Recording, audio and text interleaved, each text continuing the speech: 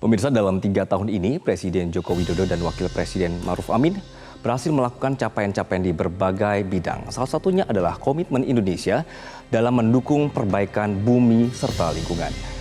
Bagaimana komitmen Kementerian Lingkungan Hidup dan Kehutanan dalam menyukseskan tantangan dan arahan Presiden Jokowi dan Wakil Presiden Ma'ruf Amin? Inilah Presiden Corner Spesial 3 tahun pemerintahan Jokowi Ma'ruf Amin.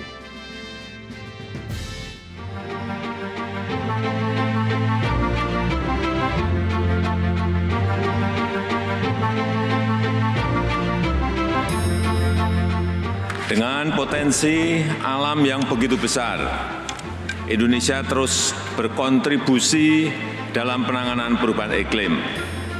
Laju deforestasi turun signifikan terendah dalam 20 tahun terakhir.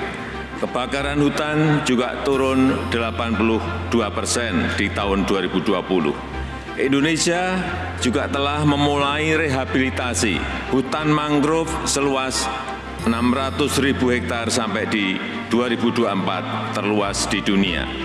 Indonesia juga telah merehabilitasi 3 juta lahan kritis antara tahun 2010 sampai 2019. Sektor yang semula menyumbang 60% emisi Indonesia akan mencapai carbon net sink selambatnya tahun 2030.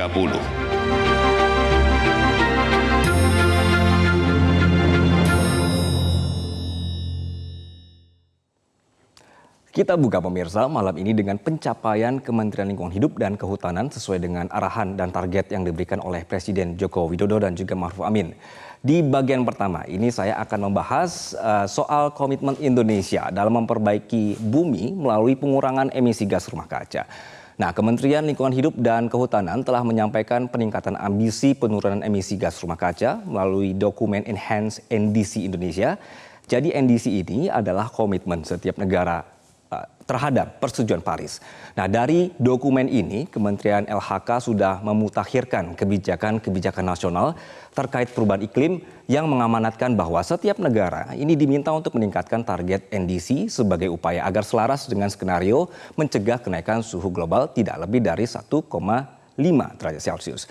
Secara bertahap, target penurunan emisi gas rumah kaca oleh Indonesia ini akan sejalan dengan kebijakan jangka panjang menuju net zero emission pada tahun 2060 atau bisa juga lebih cepat.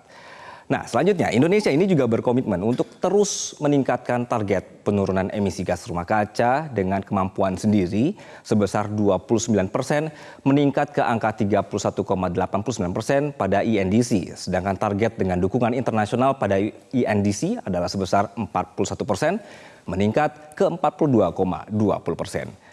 Peningkatan target ini didasarkan kepada kebijakan nasional antara lain pemirsa ada Volunet Sink 2030 atau 2030. Kemudian juga ada kontribusi penurunan emisi yang ditetapkan secara nasional pada 2030.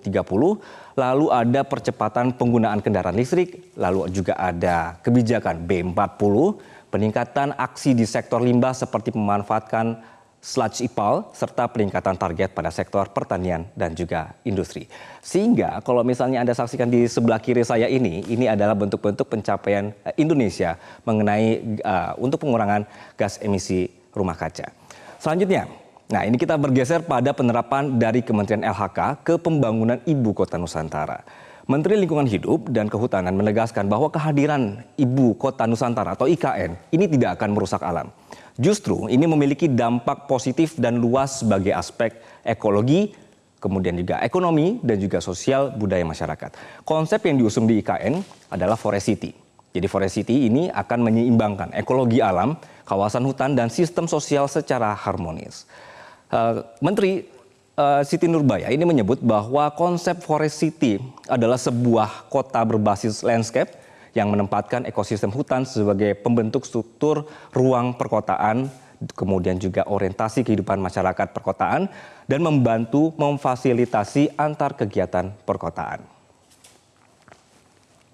Baik, landscape IKN, pemirsa, ini adalah hutan industri yang dikelilingi hutan produksi, lalu ada konservasi dan juga kawasan hutan lindung juga. IKN ini akan mengembalikan hutan Kalimantan Timur menjadi hijau kembali, sebab pemerintah sudah menyiapkan semacam persemaian mentawir yang berisi berbagai tanaman dari seluruh Indonesia dengan produksi 15 juta bibit pohon per tahun. Rencana ini akan menjadi konsep yang ditularkan ke seluruh Indonesia bahwa pembangunan ekonomi ini tetap bisa dilakukan dengan memperhatikan aspek ekologi, kemudian juga sosial kemasyarakatan. Kita sudah punya ternyata, contohnya di Kalimantan Timur, pemirsa, ini menjadi provinsi pertama yang mendapatkan komitmen pembayaran terkait pengurangan emisi karbon dari negara-negara donor melalui World Bank. Ini ada kompensasi sebesar 110 juta dolar Amerika. Jadi kemudian nanti menyusul selanjutnya adalah Provinsi Jambi. Jadi seperti data di sebelah kiri saya ini adalah konsep-konsep ini nanti juga akan ditularkan ke daerah-daerah lain. Begitu. Nah, pemirsa, arahan Presiden Joko Widodo ke Kementerian LHK sudah jelas soal IKN bahwa pembangunan ibu kota negara nantinya harus didesain dengan menggunakan kota cerdas dan juga Forest City. Fokus perencanaan dan pembangunan IKN Nusantara ini akan dititikberatkan pada upaya mempertahankan dan merestorasi hutan dengan menggunakan pendekatan landscape yang terintegrasi. Bentang landscape berstruktur hutan di IKN dan wilayah sekitarnya ini akan dipertahankan, kemudian direstorasi untuk menciptakan gaya hidup baru IKN yang berdampingan dengan alam. Pembagian zonasi IKN Nusantara nantinya juga akan memiliki 75% area hijau yang terdiri dari 65% area yang dilindungi. 10%-nya lagi pemirsa ini adalah area untuk produksi pangan. Jadi IKN ini akan menjadi kota inklusif, terbuka, dan ramah bagi seluruh kalangan masyarakat untuk hidup berdampingan. Oleh karena itu, Kementerian LHK juga merancang standar instrumen di wilayah IKN Nusantara dalam pembangunan. Jadi restorasi hutan tropika basah ini termasuk juga standar pengembangan ruang terbuka hijau, kemudian juga standar penebangannya seperti apa, standar bibit untuk landscape-nya seperti apa, ini juga sudah diatur semuanya. Ini sekali lagi untuk menciptakan atau menstandarkan sebuah kota yang sangat cocok bagi alam dan juga manusia. Begitu pemirsa. Jadi arah kebijakan di Kementerian Lingkungan Hidup dan Kehutanan ini akan mengikuti arah dari Presiden Jokowi melalui penguatan kebijakan, kelembagaan dan perangkat pendukung untuk meningkatkan target penurunan emisi gas rumah kaca sehingga Indonesia ini bisa lebih mengatasi dampak perubahan iklim di tingkat nasional dan berkontribusi di tingkat global. Presiden Corner Spesial 3 tahun Presiden Jokowi dan juga Ma'ruf Amin. Setelah ini akan dilanjutkan oleh rekan saya Zilvia Iskandar bersama dengan Menteri Lingkungan Hidup dan Kehutanan Ibu Siti Nurbaya.